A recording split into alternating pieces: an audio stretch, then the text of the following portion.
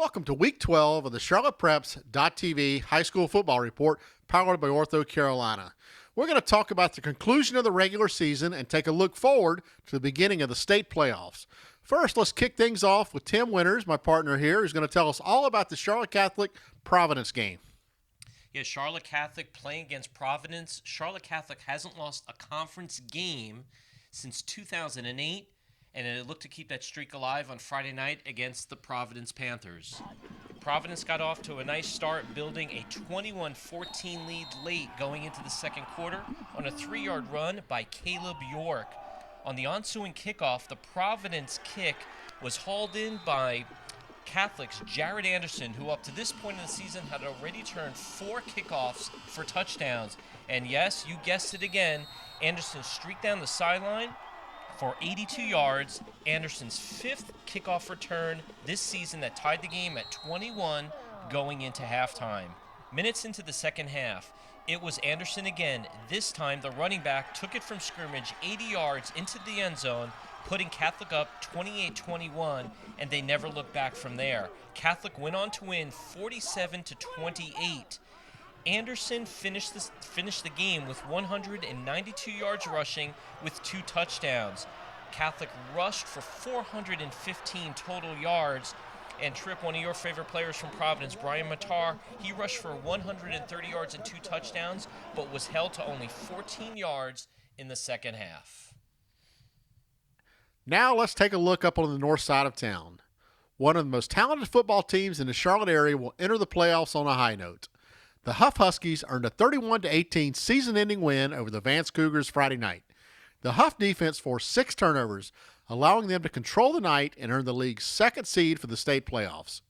Running back Bishop Ford began the regular season just as he started it with a 220-yard performance and 2 touchdowns. The Huff defense came through with many big hits and big-time plays, never allowing Vance to gain momentum needed to contend for the win. Top players for Vance included Bruce Allen and Darian Reynolds. The Huff Huskies must now find a way to corral all that talent they have and make a deep run into the state playoffs. With consistent team play, team being the key, the Huskies could be a tough out in the North Carolina state playoffs. Driving back south and crossing the county line, it's time now to take a look deep into Union County with the Union County Report from Tim Winters. Yeah, it was Cuthbertson and Piedmont on Friday night, and it wasn't easy for Cuthbertson the whole game long, trailing 21-12 going into the fourth quarter. Austin Kendall and company, that offensive attack, hard to keep them down for that long in a game, actually went to work and pulled out a very tight 32-29 win to secure their first outright championship of the Southern Carolina Conference. Now Cuthbertson will be ranked number 2 going into the playoffs, hosting number 15 Ashboro on Friday night. Moving over 4 miles to Weddington High School, where the Weddington Warriors were hosting a very hot Marvin Ridge team, a team that has pulled off 3 straight conference wins, but it wasn't an easy night for Marvin Ridge at all. 29 carries on the ground. They only rushed for 11 yards. Weddington defense showing up big time, and that offensive attack for Weddington very balanced. 164 yards rushing, 176 yards passing for backup quarterback Grayson Willingham. Out for David Beha, who is lost for the season. Weddington, in very convincing fashion, wins that game 37-10. They are ranked number 5 in the playoffs, and they will host South Iredell at home on Friday night. One special shout out, and a team that's already played one playoff game under their belt. Metrolina Christian took on Trinity Christian at home, their first home playoff game ever, and it was a victory, defeating Trinity Christian 49-22. Metrolina will now travel to Georgia, where they will play Rayburn Gap on Saturday afternoon. The winner goes to the state title game. Special shout out also to Metrolina quarterback Rudd Yerrick, who threw for 6 touchdown passes. That's 38 on the season for the junior quarterback, who has now thrown for over 2,650 yards on the season. The most anticipated high school football game of the year in the area lived up to its expectations on Friday night as Butler and Independence got together for a real slobber knocker. The Patriots jumped out fast and grabbed what appeared at the time to be a dominating 24-7 lead. Never one to panic, Butler coach Brian Hill stated his Bulldogs at the halftime break and watched them rally to 3 straight touchdowns to take the lead late in the game. With 50 seconds to go, the Patriots had their chance to come back for the victory.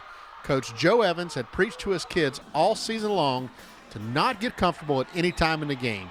They knew at some point a big test would come their way, and here it was in the final minute of the regular season. With 68 yards to go for a win, quarterback and leader of the Patriots, Kelvin Hopkins, stepped behind center to begin the rally. 2 quick passes moved the ball to the Butler 45-yard line.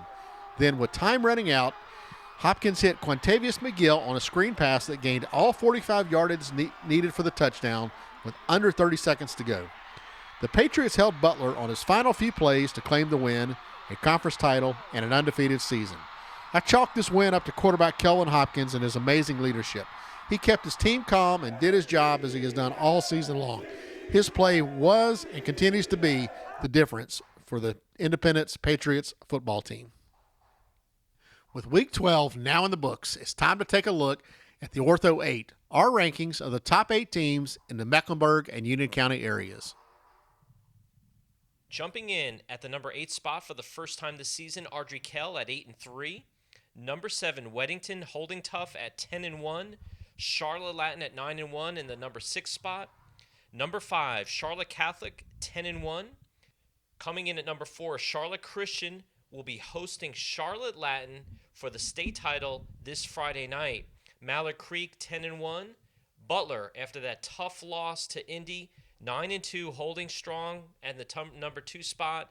And number 1 all season long here on the Ortho 8, Independence High School at 11-0. With the regular season now in the books for both public and private schools, it's time to turn our attention to the state playoffs. One of the games we've chosen for our cameras to be at is the South Meck Butler matchup. What are you expecting there, Tim? Well, you know, Rocky White and the Sabres have had a tremendous season all season long, and their reward for that season is a first-round matchup against the Butler Bulldogs, 9-2, coming off that last-second loss against Independence. So you know Brian Hales and that club, they're fighting at a chance to get this postseason underway, and unfortunately for South Meck, they're the first victim. Right, and I think 2 things. Coach Hales and Butler obviously want to win a state championship, but they want that state championship to go back through Independence so they can have a rematch there.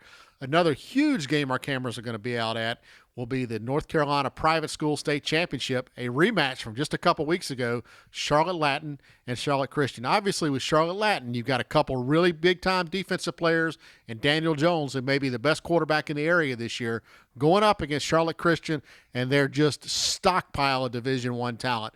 Anything can happen in this game. The mere fact that Christian won the first game does not mean that they'll win this championship. I think you'll see Jones and Charlotte Latin give it everything they've got for one more chance to possibly knock off Charlotte Christian and keep them from winning a 3rd straight championship. Any other games you want to talk about? An intriguing matchup is number 7, Huff Huskies, 8-3 on the season, hosting West Forsyth, coming in at 9-2.